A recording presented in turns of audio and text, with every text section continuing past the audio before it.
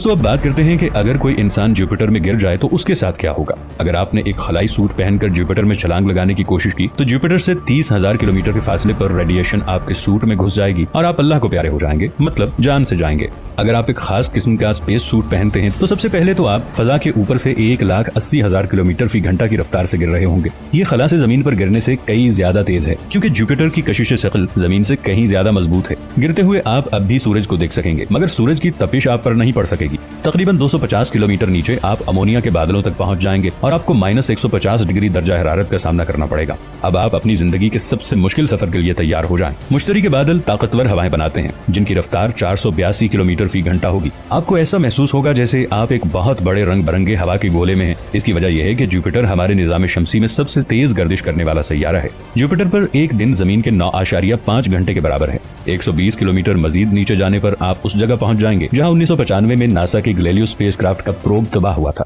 लेकिन परेशान ना हो, ये आपके साथ नहीं होगा, क्योंकि आपके पास एक खास किस्म का स्पेस सूट है। आप जितना आगे जाएंगे उतना ही ये गहरा होता जाएगा, जब तक कि ये मुकम्मल तौर पर स्याह ना हो जाए। अब आपके पास रोशनी का वाहिद जरिया आपके आसपास आने वाले बिजली के तूफान है। इस मकाम पर दर्जा हरारत बढ़ना शुरू हो जाएगा और आपको इतना ज्यादा दबाव बर्दाश्त करना पड़ेगा जो जमीन की सतह के मुकाबले में 1000 गुना तक ज्यादा होगा। अब जिंदा रहने का वाहिद तरीका यह है कि अगर आपका स्पेस सूट अब तक की सबसे गहरी डाइविंग आबदोज की तरह बनाया गया हो। अब तक आप 12 घंटे से नीचे गिर रहे हैं। अब आप चाहेंगे कि कोई आए और आपको ले जाए। अब आप गिरते रहेंगे, दर्जा हरारत बढ़ता रहेगा और आप पर दबाव भी बढ़ता रहेगा। जैसे ही आप जुपिटर के अंदरूनी हिस्से में पहुंचेंगे तो वहां ऐसे हिस्से होंगे जिनमें आप तैरने के काबिल हो जाएंगे। एक मादा जो बिल्कुल माया या गैस नहीं है, जिसे सुपर क्रिटिकल फ्लूइड कहा जाता है, इस अजीबोगरीब मवाद से गुजरने पर इसका दर्जा हरारत और भी ज्यादा हो जाएगा। बिलाखिर ये सूरज की सतह के बराबर हो जाएगा। धातें हाइड्रोजन बनना शुरू हो जाएंगी और आप इससे घिरे हुए होंगे। ये नामालूम मादा एक गाढ़ा माया हो सकता है जिससे आप बच नहीं पाएंगे, और अगर बिलफर्ज आप यहाँ से भी निकलने में कामयाब हो जाते हैं तो आप हजारों किलोमीटर तक नीचे गिरते रहेंगे, यहाँ तक कि आप मुश्तरी के मरकज तक पहुंच जाएंगे। साइंसदानों के मुताबिक अगर आप किसी तरह इन सब से बचने में कामयाब हो गए तो आप आखिर में तमाम माहौलियाती दबाव में फंस जाएंगे, जिससे बचना नामुमकिन है। ओजोन लेयर, हमारे अर्थ की ना नजर आने वाली एक ऐसी ताकत जो हमें सूरज की जानलेवा रेडिएशन से बचाती है। ये जमीन से 15 से 40 किलोमीटर ऊपर अर्थ की 6 लेयर्स में से दूसरी लेयर स्ट्रेटोस्फीयर में है। अगर ये ओजोन लेयर ना हो तो ऐसी तबाही होगी कि सोचा भी नहीं जा सका। ओजोन लेयर के ना होने पर सूरज की अल्ट्रावायलेट रेज सीधा प्लांट्स के डीएनए को डैमेज करेंगी, जिससे सारे पौधे मारे जाएंगे और जमीन पर मौजूद सारा इकोसिस्टम तबाह हो जाएगा। न समंदर में कोई मछली होगी, न जमीन पर कोई जानवर, और इंसानों में स्किन कैंसर अपनी सारी हदें पार कर देगा। सूरज की रेडिएशन से सारी फसलें तबाह हो जाएंगी और जो जिंदा बचेगा वो भूख से मारा जाएगा। देखा आपने ओजोन लेयर इस दुनिया की नाजुक सी जिंदगी के लिए कितनी जरूरी है, पर हम इंसानों ने अपनी ही कुछ गलतियों की वजह से इस बहुत जरूरी शील्ड में 25 मिलियन स्क्वायर किलोमीटर जितना बड़ा होल कर दिया है, जो कि पूरे कॉन्टिनेंट एंटार्क्टिका से भी बड़ा है। पर इतना बड़ा होल आखिर बना कैसे? ये बात है 1985 की, जब ब्रिटिश एंटार्क्टिक सर्वे में 3 साइंटिस्ट जो फरमैन, ब्रायन गाडीज और जोनाथन शैंकलिन ने अपनी 27 साल की ऑब्जर्वेशन के जरिए ये अंदाजा लगाया कि एंटार्क्टिका के आसमान में से कोई बहुत बड़ी चीज गायब है, और वो थी ओजोन लेयर। उन्होंने जब नासा को इस बारे में बताया तो नासा ने अपनी satellite total ozone mapping spectrometer से इस बात को पक्का कर दिया कि हाँ, ओजोन लेयर में एक बहुत बड़ा होल हो गया है। और सब इस बात से डरे हुए थे, क्योंकि वो होल तेजी से बढ़ रहा था और अगर कुछ न किया गया तो ओजोन लेयर पूरी तरह खत्म हो जाएगी। पर ऐसा क्यों हो रहा है ये कोई नहीं जानता।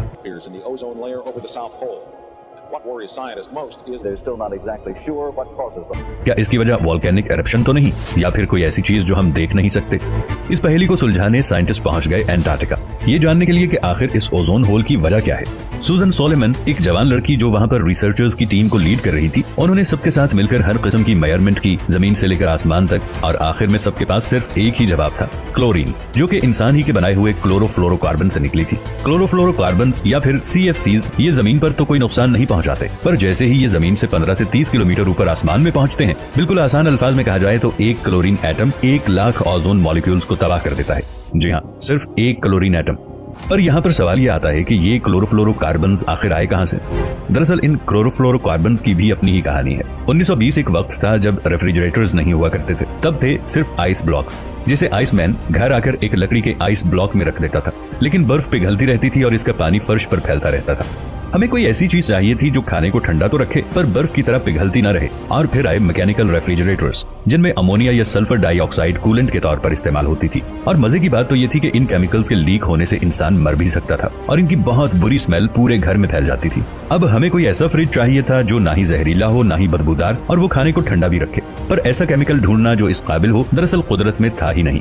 कुछ सालों बाद 1928 में अमेरिका में एक केमिस्ट थॉमस मेजली ने एक जादुई गैस तैयार की जिसका नाम था फ्रियॉन, जो कि रेफ्रिजरेटर्स में यूज होने लगी। और हैरानी की बात तो ये थी कि ये कोई नुकसान नहीं पहुंचाती थी। यहाँ तक कि थॉमस ने केमिकल सोसाइटी मीटिंग में इस गैस को इनहेल करके एक कैंडल को बुझा दिया, ये दिखाने के लिए कि ये ना तो खतरनाक है और ना ही जहरीली। पर सच तो ये था कि ये फ्रियॉन गैस कुछ और नहीं थी बल्कि क्लोरोफ्लोरोकार्बन, जिसे हम रेवोल्यूशनरी समझ रहे थे। वो आसमान में जाकर हम पर आग की तरह बरसने वाली थी, लेकिन हम उस वक्त इसके बारे में जानते नहीं थे। क्लोरोफ्लोरोकार्बन यानी कि CFCs का इस्तेमाल अब हर चीज में होने लगा। Refrigerators, air conditioners, shaving cream, hair spray, insect spray, deodorants, perfumes, यहाँ तक के एस्थमा इनहेलर्स में भी। हमने कई सालों तक इसका बेहद इस्तेमाल किया और इससे किसी को कोई नुकसान नहीं पहुंचा। लेकिन फिर 1970 में यूनिवर्सिटी ऑफ कैलिफोर्निया के 2 एटमॉस्फेरिक केमिस्ट मारियो मोलेना और श्रूर रॉलैंड ने इस बात पर गौर किया कि आखिर ये CFCs कहाँ जाते हैं। मारियो ने इस पर रिसर्च की और जैसे ही नतीजा सामने आया तो उन्हें अपनी आंखों पर यकीन ही नहीं हो रहा था। पर सच यही था कि ये CFCs आसमान में जाकर खरबों की तादाद में इकट्ठे हो रहे थे और ओजोन लेयर को तबाह कर रहे थे। वो इस बात से बहुत परेशान हो गए क्योंकि ये कोई छोटी बात नहीं थी। अगर इसे ना रोका जाता तो दुनिया का तबाह होना तय था। इन दोनों ने जून 1974 में इस पर एक आर्टिकल पब्लिश किया, लेकिन किसी ने भी इस आर्टिकल पर गौर नहीं किया और आखिर कोई इस बारे में फिक्र करता भी क्यों। वो बात कर रहे थे एक ना नजर आने वाली गैस की जो पता नहीं कहां आसमान में जाकर नजर न आने वाली लेयर को बर्बाद कर रही थी, जिससे ना नजर आने वाली रेज जमीन पर आ रही थी। उस वक्त इस पर यकीन करना काफी मुश्किल था, पर वो दोनों ये जानते थे कि हम इंसानों के सर पर कितना बड़ा खतरा मंडरा रहा है। पर उन दोनों ने हार नहीं मानी। वो लोगों को बताते रहे कि इस CFC गैस को बैन करना क्यों जरूरी है। लोगों ने जब इस पर गौर किया तो बहुत सी कंट्रीज और CFCs बनाने वाली कंपनीज ने ये कहा कि हम इसे बैन कर देंगे, पर कब, बस ये नहीं बताया। मतलब कि CFCs बनना बंद नहीं हुए, क्योंकि तब हम ये तो जानते थे कि ओजोन लेयर डैमेज हो रही है, पर ये नहीं जानते थे कि इसमें इतना बड़ा सुराख है। इस होल का पता चला 1985 में जोनाथन शैंकलन की रिसर्च के जरिए। फिर कहीं जाकर दुनिया ने इस पर गौर किया, क्योंकि हम पहले ही बहुत वक्त बर्बाद कर चुके थे और अब जल्द से जल्द इस बारे में कुछ करने की जरूरत थी। फाइनली 16 सितंबर 1987 में 30 से भी ज्यादा कंट्रीज ने CFC को 12 साल में 50% तक कम इस्तेमाल करने पर कॉन्ट्रैक्ट साइन कर दिया, जिसे कहते हैं द मॉन्ट्रियल प्रोटोकॉल। 2 हफ्ते बाद नासा ने ओजोन लेयर का डेटा भेजा जो बिल्कुल भी अच्छा नहीं था। पर खुशी की बात तो यह है कि अगर 1987 से आज तक का डेटा देखा जाए तो क्लोरोफ्लोरोकार्बन का यूज बहुत कम हो गया है और ओजोन होल ने भी अब बढ़ना बंद कर दिया है और वो होल अब ठीक हो रहा है। 2019 में इसका साइज काफी हद तक कम हो गया था, लेकिन पता नहीं फिर से ये बड़ा हो गया है। साइंटिस्ट इस पर नजर रखे हुए हैं, पर आगे क्या होगा ये वक्त ही बताएगा। एक तरह से देखा जाए तो वो बिल्कुल एक होल नहीं है, वहाँ से ओजोन लेयर कम मॉलिक्यूल्स की वजह से बारीक है। ओजोन होल नाम इसलिए पड़ा क्योंकि सैटेलाइट से देखने पर वो एक होल की तरह ही लगता है। पर इस पूरी कहानी में एक चीज बहुत अजीब लगी कि CFCs पूरी दुनिया से इमिट हो रहे थे, लेकिन होल एंटार्क्टिका में जाकर ही क्यों बना, जहाँ कोई रहता भी नहीं है। क्योंकि एंटार्क्टिका में एक खास किस्म का टेम्परेचर और एटमॉस्फेयर है जो CFCs को वहाँ इकट्ठा होने पर मजबूर करता है। आज ये सुनकर काफी अच्छा लगता है कि हमने अनजाने में गलतियां तो की हैं, पर उन्हें देर से ही सही लेकिन ठीक कर लिया है। अभी भी ओजोन लेयर को ठीक होने में वक्त लगेगा और एक रिसर्च के मुताबिक ओजोन लेयर शायद 2065 तक पूरी तरह ठीक हो जाएगी। उम्मीद तो यही है। यही वजह है कि अब लोग इसके बारे में ज्यादा फिक्र नहीं करते। पर क्या इसे पूरी तरह भूल जाना ठीक है? हमने CFCs को इस्तेमाल करना तो बंद कर दिया, लेकिन अब HFCs इस्तेमाल कर रहे हैं, हाइड्रोफ्लोरोकार्बन, जो कि ओजोन को तो नुकसान नहीं पहुंचाते पर प्लेनेट को गर्म जरूर करते हैं। हम आज जो खरबों टन के हिसाब से कार्बन डाइऑक्साइड आसमान में घोल रहे हैं, क्या इससे कुछ नहीं होगा? हमें इस पर गौर करना होगा कि क्लाइमेट चेंज हो रहा है और किस्मत हर बार साथ दे ये जरूरी नहीं। दोस्तों,